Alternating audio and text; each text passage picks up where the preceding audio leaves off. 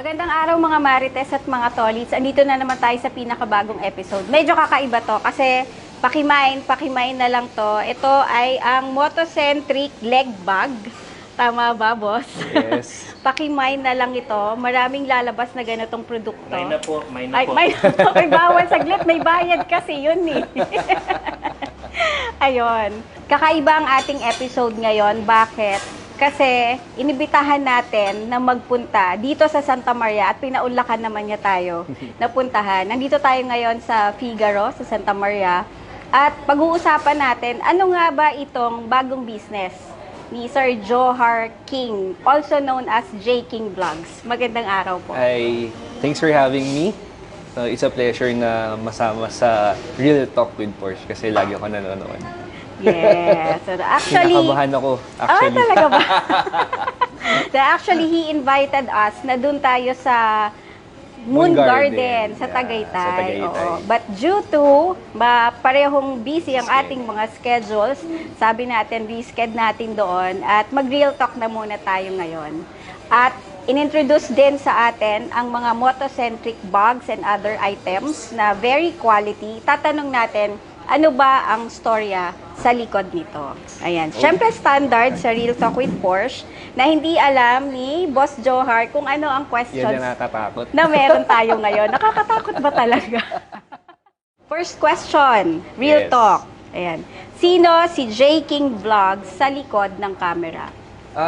Si J. King Vlogs. Actually, mas gusto ko talagang Johar lang eh. Johar. Ayoko nga ng boss eh. I mean, for me, parang title siya eh. Aha. Na which is, for me, hindi okay. So, Johar lang, or pag seniority sir, ganun lang. Sir. So, ano lang naman ako, simpleng tao. Kala nila sobrang yaman, sobrang big time. Pero no. Hindi ba, boss? So, kasi ano pa rin ako eh, lumalaban ng parehas. So, I like it. Ano lang, business. So, gawa tayo ng business, try natin tumulong sa iba. So, ganun lang naman ako. Mahilig ako mag-basketball. Basketball. Yan. If nakita nila sa mga post ko, naglalaro ako ng basketball. That's my first love talaga. Yes. Bago yung naging motor. Oh. Kasi Ano nung- yung motor nyo ngayon? Dalawang motor ko. So, I have a Vespa Primavera Red na Nice. special edition na tawag ko Coke Zero kasi I'm part of the Vespa Soda Gang. So, parang dinicals ko siya ng Coke Zero. Tapos, I have a Versys 1000 SE. Oh, So, adventure nice. bike. Kasi, as you can see sa vlog ko, mahilig akong gumala. Yes, lagi Ayun. kayong mga nasa expressway and all, mga long ride, ganyan. Long ride, yan. Oo. So, kaya kumuha na ako ng adventure bike. Next question, Real Talk. Paano ka nag-start sa larangan ng business? Nag-start talaga ako, hindi sa business eh. 18 working student ako. 18. Okay. Nag-working student ako sa Starbucks. Barista ako that time for almost 2 years. Kaya mahilig ako sa kape. So doon ako nag-start. Then after graduating from San Beda, Menjola. So graduate ako ng finance major ako. So after graduating, nag-work ako sa family business sa father side ko. So as sales ng mga computer parts. Oh. So ahente. So labas, tingin, market, Nagpi-field ka blah, blah. din? Yes, Hindi ka field. based sa shop? Hindi. Field work, then eventually started from the bottom. Yun yung maganda doon eh. Kasi parang doon ko nakuha yung training.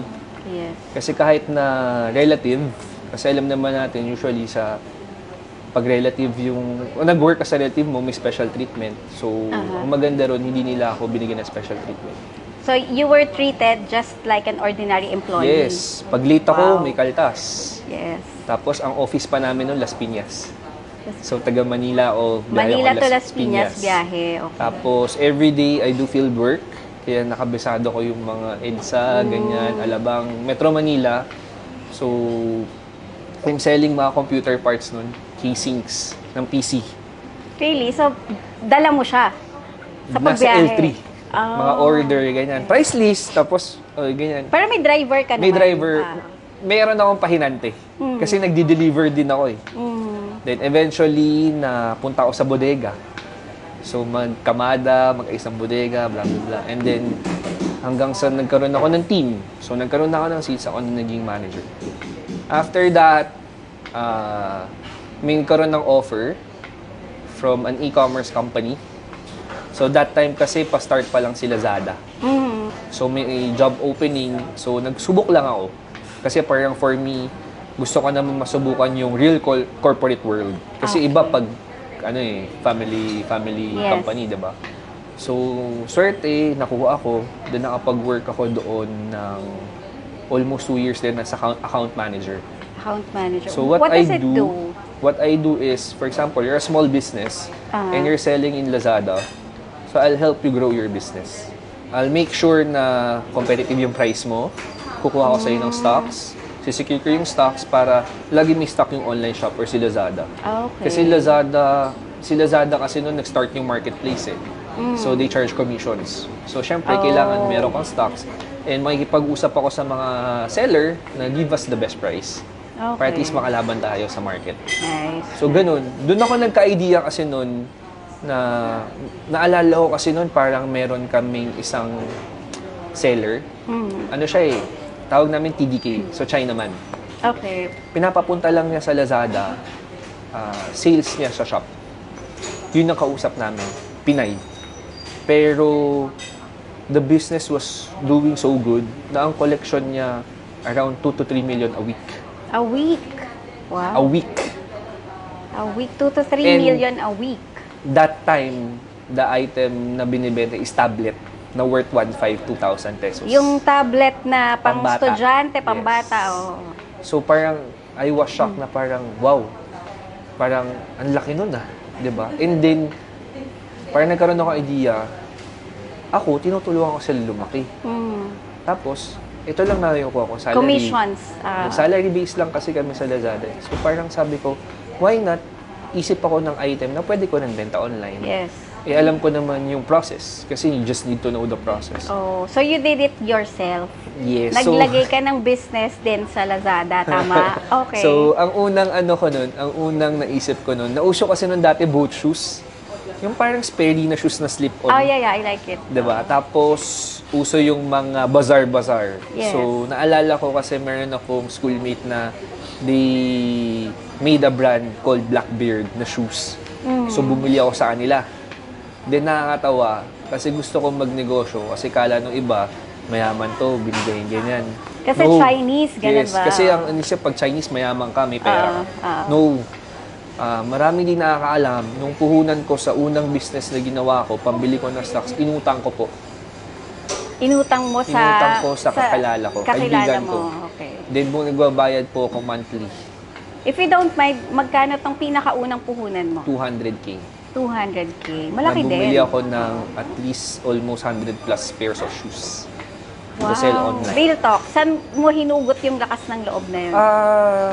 Ever since kasi, sinasabi ko ayoko mag-empleyado. Hindi ko alam kasi my mom was an accountant. Oh. And nakita ko yung work niya na yes, professional siya, pero lagi siya naghahabol ng deadlines. Tapos binibilang niya pera ng iba. So parang ako, mas gusto ko bilangin yung pera ko. So parang ganun. So parang inisip ko talaga gusto ko mag-business. Totoo. So ganun siguro yung mindset ko na subok. Lagi akong, kung hindi ko susubukan, paano ko malalaman?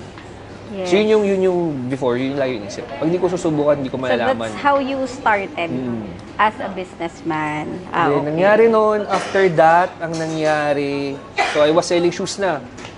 I have a friend na they own Valentino watches na brand dito sa Nice. Philippines. Oh, nice watch. So, they want to go online. But the problem is, hindi nila alam yung process and wala silang team to fulfill the orders. So, I told my friend, actually, rival ko siya sa basketball kasi ibang school siya galing. And then, sabi niya, sige, bigay ko na lang sa'yo. Ikaw na maghawak na online namin. So, that time, sobrang laking opportunity noon kasi Ang bait naman niya. Yes. He trusted you with... Mahal din yun, ah. yes, ang laki ng worth ng inventory. Kasi wala akong nilabas sa pera. Everything is consignment. And then you managed it na ikaw lang talaga. Okay. Everything non-consignment. So, parang That time, nag-start na ako noon. Ang orders, pa 10-10, 20-20, 50-50, yan. Siguro for 4 to 5 months, ang tulog ko lang 4 hours. Kasi work ka eh. May pasok ka ng maga. So, gabi, uwi ka, fulfill mo orders. Dumadami. Ilang taon ka na nito? Mga 23, Bata pa din. 23, 22, 23. 23, 24. Ganyan. So, doon ako nag-start. So, dumating ako sa point na kailangan ko mamili. Kasi I'm up for promotion sa Lazada. Will give me a higher pay. Account manager to... Category manager. Okay. So, higher pay. But parang sabi ko, kailangan ko nang lumayo para mas mapalaki ko yung business. So, doon nag-start. So, nag-resign ako sa work. So, nag-focus na ako mag-online sell. Okay. Yung glory days nun, sobrang saya. Kasi before that, walang kalaban pa sa online. Hindi pa kilala si Lazada. Parang... Nag-uumpisa pa lang. Yes. Wala pa si Shopee noon ng time na yun. So, parang ang average orders ko per day, 300 orders. Marami na yun. Yes, dami nun. Oo. So, dati wala pang mga sticker, mga barcode scan. Ang gagawin mo, piprint ka ng 3 resibo. Kasi sa'yo, sa warehouse, sa customer. Nung umpisa. Yes, tapos walang barcode scan. For example, 100 orders, meron kang manifest. Isa-isahin mo check-in yun. Kung saan Kung siya. ma-release, Oo, kung na-release mo na. So, mahirap pero masaya. Fulfilling kasi nakita mong nag-grow yung business. Yes. Tapos, hindi ko makakalimutan nun, nauso na yung 11/11 sale. For 3 days to? yun eh. Anong year to? Kalimutan ko, 2000 something. Basta parang 2 to 3 years pa lang si Lazada dito. Oh. So, 11/11 sale, I got 1,000 orders in 3 days. 1,000 so, orders? 1,000. So, total of 3,000 orders doon sa 11/11 sale na yun. Na 3 days na yun. So, Galing. that was the glory days talaga, na wala pang kalaban at maganda pa. Pero ngayon kasi sobrang tawag nun, saturated na ng market. Sobrang dami ng resellers, sellers, Yes. ganyan. So, ngayon, meron pa rin, continuous pa rin, thank God, na parang... Do you still handle the Valentino watch? Yes. Oh, shout out po ulit. going na kami, going 8 years na akong Congratulations. online Yes. seller sa Lazada at Shopee. So, So, sanay na sanay ka na talaga sa basically, online. yun yung forte ko. Yes. Parang naging forte ko kasi doon umikot yung mundo ko eh. Yes. Kung And papaano. then, social media came sa scenario. Yes. So, parang sanay ka na rin o inaaral mo pa to? Pagdating naman sa vlogging or social media, una hindi ko pa nakita eh. Nakafocus lang talaga ako Lazada, Shopee. Sa platform na yun. Yes. Pero Hanggang actually, sa- until now, boom na boom pa rin naman talaga siya. Yes, okay pa din. Pero ang nangyari kasi, lalo na ng pandemic, lahat naging online seller. Yes. Oo. So, Lahat ang daming naging online competitors. seller. Yes, daming competitors. Dami na rin namin tinay. Nagkaroon ako ng sarili kong website. Tapos that time parang lakas ko gumastos sa FB ads. Pero nare-restrict kami, hindi namin alam bakit. So ngayon parang mas okay na. Before parang dati sulit eh. Mag-ads ka ng ganitong kalaki. Example, gastos ka 100K sa ads per month. Pero yung return sa'yo napakalaki. Tapos na-restrict kami. So nawalan kami ng gana sa Facebook.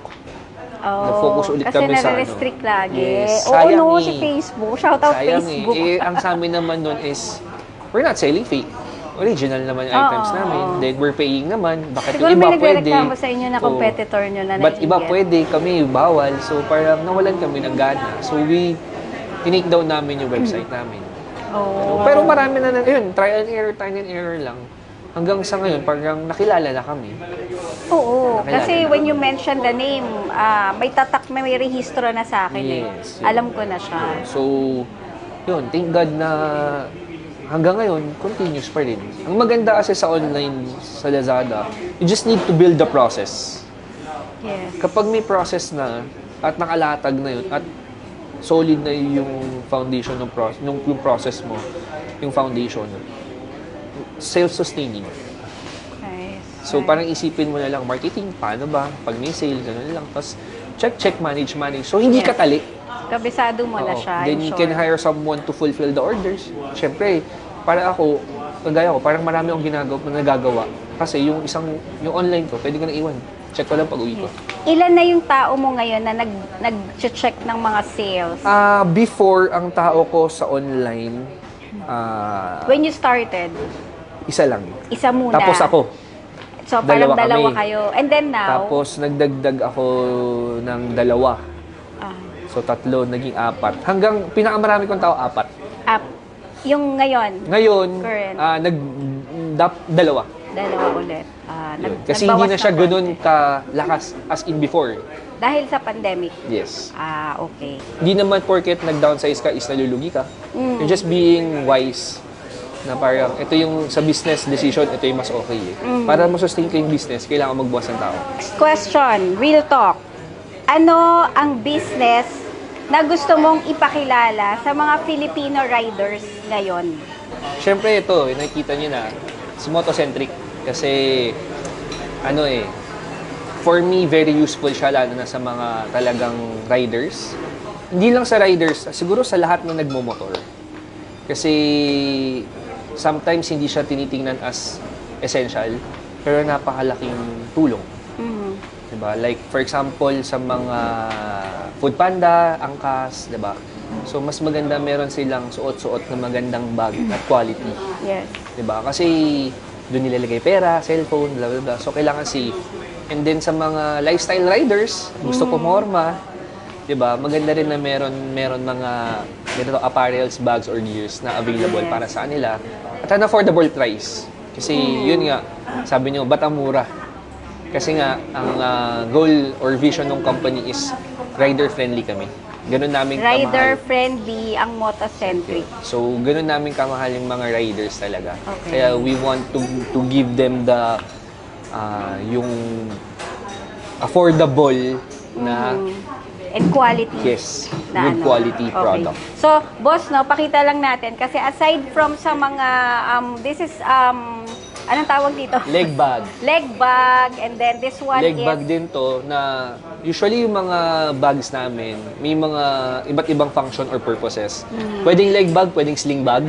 Aha. Yun. Tapos to, pwede itong maging hip bag, pero pwede mo siya lagay sa motor or navigational bag. Okay. So, nakasabi to sa harap ng mga scooters. Ito naman, chest Pwedeng bag. lagyan ng phone. Yes, Oo. pwede This lagyan one ng is phone, chest chest bag. bag. So, madami, sobrang And dami then, na boss, kami. kanina pinakita mo sa amin, no, when we started, meron din tayong jacket Yes. na padded. Yes. Meron din tayong gloves. Yes. Meron din tayong Mga tail bags. Tail Meron bags. kami, backpacks, yung mga traveler's bag na mahilig adventure. Kunyari, so wide range yes, talaga yung kompleto. product. Sige. Motocentric kasi, hindi siya rebrand.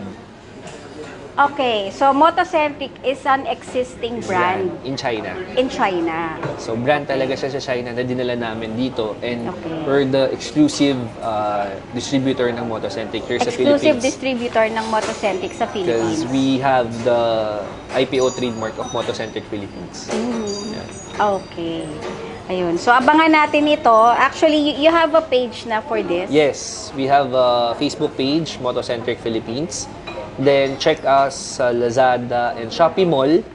So, alam niyo na yun guys, pag Laz Mall and Shopee Mall, yun yung authorized. Oh. So, hindi ka kasi makapag-open ng Lazada Mall or Shopee Mall if you don't have the proper documentation Yeah. na ikaw talaga yung authorized seller niyan dito sa Philippines. Okay. Or ikaw mismo may hawak ng brand. So, they will just type and search for Motocentric. Yes. Lalabas na siya sa Lazada and Shopee. So, lahat ng items namin nandoon.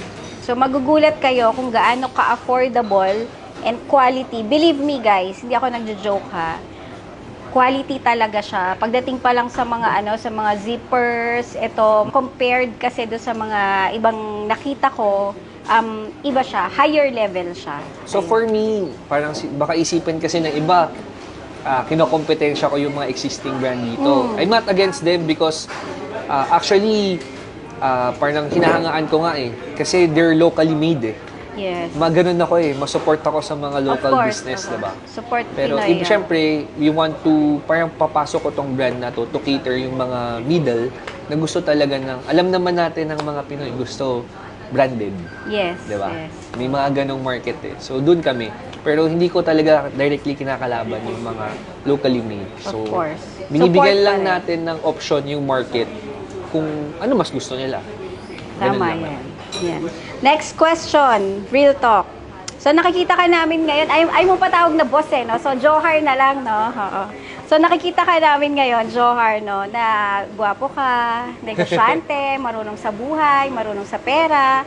Ano ba ang status ni Johar ngayon? Paano status? Status sa... Single, in a relationship, broken, in a relationship. ano ba? In a relationship. In a relationship. Before, siguro, broken. As Before. in, totally wasak. Pero ngayon, okay na. So, yun. Found my way. Now, So, okay. thank you to her. Hi, Miss Marian. Hope Yun. to meet you soon. Sa Moon Garden, no? Yeah. Ayun. Mag-breakfast tayo doon. Ayun. Next question. Real talk. I watched one of your video Yes. earlier. Yes. No? I've been watching your videos. Pero kanina, bigla akong nakita, ay ano to? You were discussing about cancel culture. Sabi ko, Yes. oy, parang you're the first person that I heard na you discuss about cancel culture. Sabi ko, ano to? So, tinapos ko talaga yung video hanggang dulo. Ay, nagustuhan ko yung explanation mo and all. So, can you also tell us a bit about the cancel culture? Napunta ako sa state ng buhay ko na na-depress ako. Okay. As in, kala ko kasi before arte lang yan.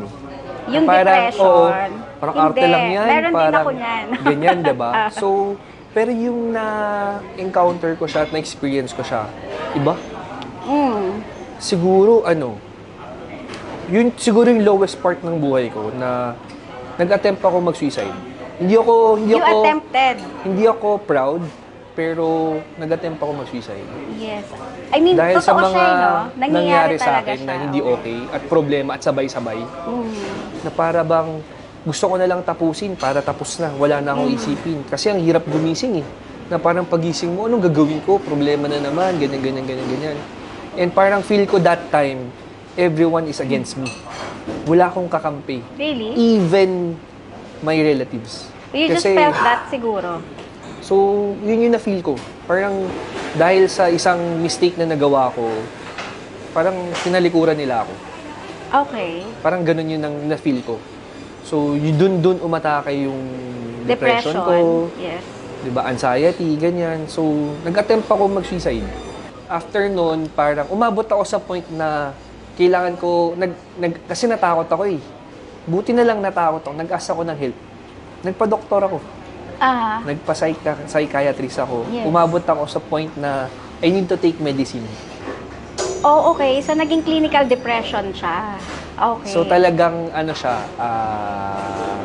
found out na meron akong depression. Yung parang proven, yung parang tawag dun, napatunayan ng doktor, so kailangan niya So, based on her magbigay. assessment, ganyan. Oh. So parang meron ako antidepressant noon tsaka pampatulog. Wow. Kasi dun, that time, hindi ako nakatulog. Siguro hanggang 5 a.m. gising ako. Then papasok ako dun sa work or sa shop ng Umaga. 7 a.m., 8 a.m. So, 2 hours of sleep lang. Every day. Then, Every iba yung day. pressure sa, dati sa shop noon, iba And then yung you're pressure. dragging yourself going to work, no? Kasi wala kang gana, tama? Tapos, kung ano-ano pa maririnig mo, ma-experience mo. So, parang patong. And then, yun. So, nangyari lang siguro noon, nag-ask ako ng help medically and spiritually. So, doon ko nakilala. Before, nagdadasal ako. Pero, hindi ko pa siguro talaga kilala si God noon. Then that's the Before. time, I asked help sa friend ko. Then, connect ako sa Victory. So, nag-church ako ngayon. Christian ako. So, pupunta ako sa Victory Green Hills. So, doon ako naka-experience ng V-group na tinatawag. Yeah. Na that pandemic, yung support group. Na doon ko na-feel na, bakit ganun to? Hindi ko sila kilala. Pero, yung Sila pa yung support, support nandoon. yes. Yes. So, lagi na lang kasing, yung head pastor kasi namin si Pastor Francis. So, lagi na lang kapag may pinipreach siya, meron siyang isang preaching about cancel culture. Oh, So, that's why. doon na parang gusto ko rin i-share sa iba. Kasi nag-gets ko yung message eh. 'Di ba? Usually kasi ang cancel culture, stigma siya eh. Pag nagkamali lalo na siguro sa guys, Pag nagkamali ang isang lalaki, bawal magsalita, bawal umiyak. Kailangan ang lalaki matapang. Pag Kailangan umiyak, umiiyak. bading. Oo. Diba? May mga ganun. Pag nagkamali ka na isang beses, maluloko ka na. Forever ka nang ganun. Wala ka ng chance. So yung message ko lang doon isa na wag ganun. Kasi nga, lahat naman tayo nagkakamali. Walang ginawang perfecto. Ang Diyos lang. So, ang tao, pag meron ng hindi nagustuhan sa'yo, kunyari, you did something wrong, no? Sa isang tao, i-judge na kita na habang buhay, ganun ka na. Then, Ganon. minsan, pag hindi kayo nagkasundo, let's say, politics, marami akong nakitang friendship na nasira dyan. That's cancel culture. Kasi imbis na pag-usap, parang yung isang topic, hinayaan yung sirain kayo eh. So, kakancel mo na lang siya.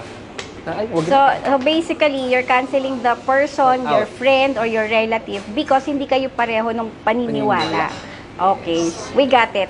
Kuha natin yan, Marites at Tolits. Ayan. Next question, real talk. Eto, Johara, nakita ko sa post mo, birthday ni mama mo. Yes. Happy birthday in heaven po. Yes. And sabi mo, miss mo na siya. Ayan. Pwede ko bang Sobra. matanong na how did she support and guide you way back then? Ala. Grabe support ng mama ko sa akin. Sa mga hindi nakakaalam, only child ako lumaki. Same. Wala akong kapatid na lumaki. May kapatid ako, but hindi ko inabot.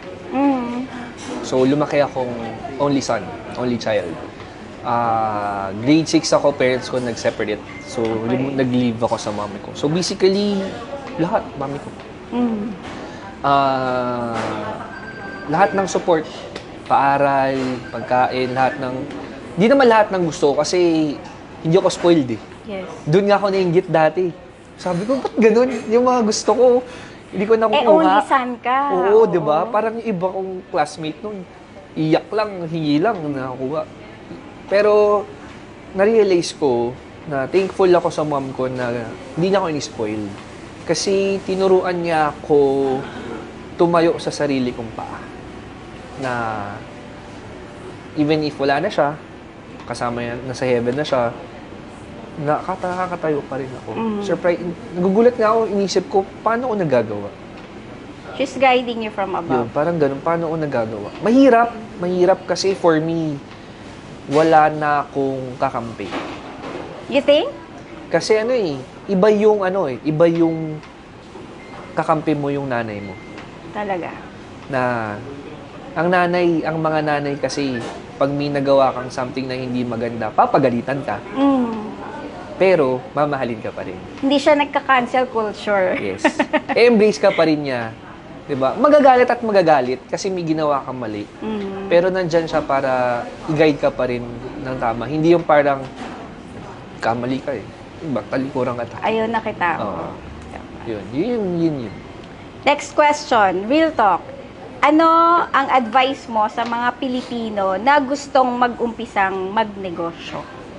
Number 1, siguro yun ang early stage ko kasi, like ko sinasabi, kung di mo susubukan, di mo malalaman. Pero, lately, ang mga natutunan ko, hanapin mo yung tamang circle. Diba? In business kasi, napaka-importante ng connection. Actually, hindi pera. Hindi pera ang importante. I must agree. Connection, tsaka pagkatao mo. Yes. Yung character mo. Kasi ako, nagsimula naman ako walang pera eh. Pero siguro maganda yung upbringing sa akin ng mother ko. Na-instill niya sa akin character. Na yung nagpautang sa akin, sabi niya, trustworthy to. Pwede pagkatiwalaan. Then, yun nga, lately din, ganun din naman eh. Yung mga nakukuha kong business, tiwala lang yung puhunan. Tiwala. Hindi siya pera na parang kailangan ko ng malaking pera. So parang, yun lang, tiwala lang yung puhunan. Totoo. Agree kami ni yun. Juan dyan, no? Diba? And from connections, yun nga eh, may tutulong at tutulong sa'yo. Basta mabuti ka at maayos ng tao. And meron kang palabra de honor ba? Yes, Or it's isang word of salita. honor. Yes. Yeah. Oo. Yan ang pinaka, for me yun ang Agree naman ako. pinaka-importante. Huwag kang magpapasira. Huwag kang magpapasira. Tama yan. Next question, real talk. Kung ikukumpas ko ang aking kamay at mapupunta ka sa isang lugar, panahon o pangyayari, could be from the past or in the future, saan kaya ito at ano ito? Bakit? Sa past, I wish na I could spend more time with my mom. Kasi that time, it was difficult for me. Kasi mag-isa lang ako eh. My mom kasi had a rare blood disease. So, para siyang cancer pero ni-rule out ng doktor hindi.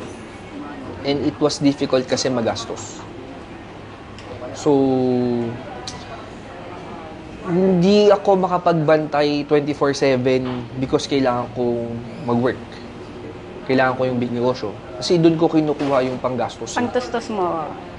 Pero, yun yung isa siguro na, kasi parang that time ang sama sa loob kasi nakarinig pa ako, pinabayaan ko daw mami ko, hindi ko daw inaalagaan, lagi daw akong wala, ganyan. Kasi that time, iba yung, ang hirap sa akin na makita ko yung mom ko nangihina, na may sakit. Minsan mas gusto ko ng labas muna, sa labas lang, para hindi ko siya makita. Kasi parang nakakahina ng loob eh. Pero hindi ko naman pwede pakita sa kanyang nahinaan ako ng loob. Kasi ako na nga lang yung source of strength na laban tayo, ganyan. That time, it was difficult kasi twice a month, we need to go to the hospital to get blood transfusion. Isang gabi, isang araw sa 20,000, 30,000 kagad. So, ganun. Pero proud ako na never ako humingi na kahit piso sa ibang tao. Para Pinagsikapan mo talaga yung pangangailangan niya. Yes. Na bigay ko yung treatment ng mom ko, kung ano yung tawag nun, yung kailangan niya. Sa hospital, medical... Kasi, ano nga eh, nainis pa ako nun. Yung namatay mom ko, galit pa ako nun. Kasi parang, sabi ko sa Diyos nun, Galit ka sa... Diyos. Okay. Kasi sabi ko, bakit ganun? Ito na yung time na, kasi all along, mami ko yung nagbibigay sa akin. Yung para sa kanya, bibigay na lang niya sa akin. Kasi ganun niya ako kamahal. Pero ito yung time na kaya ko nang pabaliktad eh. This time, current, present. Na parang before, yung bago siya magkasakit, yun na yung time na kaya ko nang mag-provide sa kanya eh. Na sabi ko, ma, wag ka na mag-work, lesson mo na. Di ba?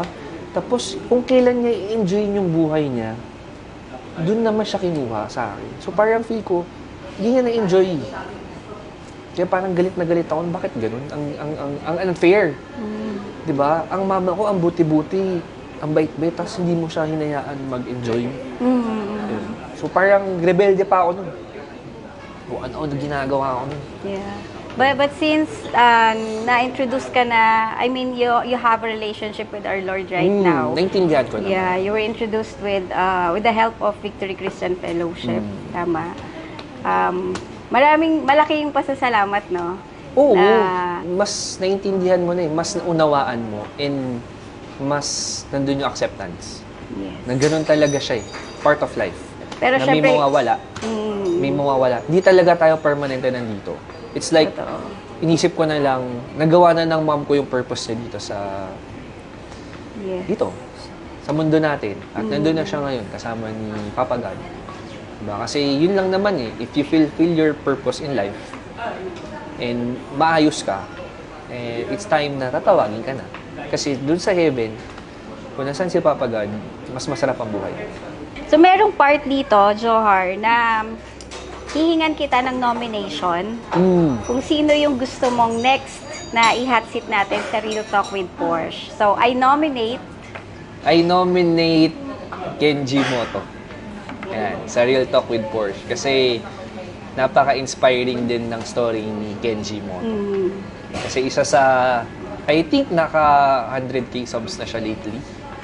So, silver play na yan, no? Pag gano'n niya. So, congrats sa'yo, Kenji. Congratulations. But I think people should hear yung story niya. Kung ano yung pinagdaanan niya. Kasi Kaya ako siya na-meet dahil parang inisip ko, grabe yung pinagdaanan nitong tao na to. Gusto ko to ma-meet, ibang klase. Talaga.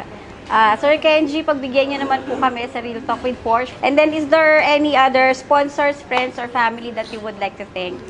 Siyempre, thank you kay Sir Steve, sa Kubi, kay Sir Jordan, yan, sa Primax. So, please, Sir Jordan, magkakilala kami. yan kaya si Sir Jordan. Yan. So, yan, shout out sa inyo. Thank you sa support and sa pagmamahal talaga sa mga fellow riders natin. Kasi ako, witness ako dyan kung gaano kayo kabuti. That's right. So, guys, keep on supporting yung mga products na yan. Kobe, Primax, yan, Motocentric. Then soon, if sana pwede nyo ako supportahan, may ginagawa akong shop dyan sa Caloocan, 10th Avenue. So, pasyal kayo. Malapit so, good na. tayo dyan. Malapit na. I-announce na lang. Kaya I-announce support namin. nyo ang kanyang page na Motocentric. Yeah. Is it Motocentric Philippines? Yeah, Motocentric Philippines. Okay. Yan, And sa of Facebook. course, J. King Vlogs. Yun. Tama. Kung may mga wala kayong magawa, gusto niyo ng mga Some inspirational talk, ganyan. yung mga talk na mahirap pag-usapan. Kasi yung iba, hindi talaga nai-discuss yun eh. So for me, just my 2 cents or opinion about the topic. So ganun lang naman. Yes, ayan. Of course, please continue to support Real Talk with Porsche. And Yes. shoutout ko ulit, Valentino Watch. Nandito po ako. Hindi, mahilig po ako talaga sa watch. So watch. Ganyan. I see. Ayun. Okay, so thank you so much for watching this episode. Thank you, Thank you po, Johar. thank you. Thank you so much. Bye.